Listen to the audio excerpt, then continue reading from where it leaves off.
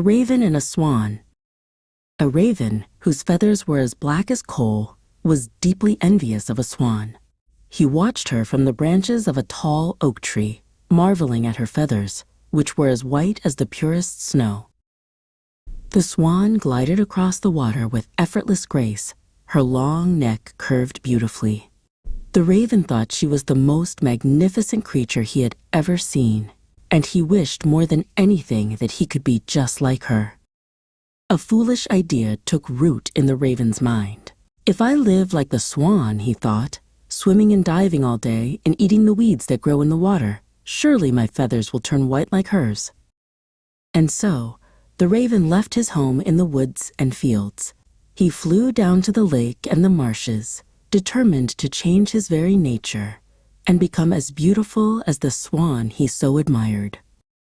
He spent his days in the water, trying to wash the blackness from his feathers.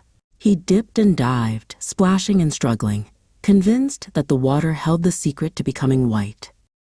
But though he washed and washed from sunrise to sunset, almost drowning himself in the process, his feathers remained as black as ever.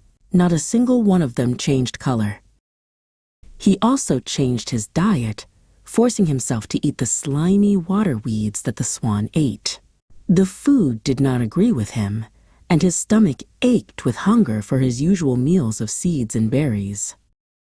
From across the lake, the swan watched the poor raven with pity. She saw how he struggled to be something he was not, and she knew that his quest was doomed from the start. Because the water weeds did not nourish him, the raven grew thinner and weaker each day. Soon he was too frail to even fly, and he could only huddle miserably on the shore. At last, the foolish bird passed away, having learned a valuable lesson too late. The story of the Raven and the Swan teaches us that a change of habits will not alter nature.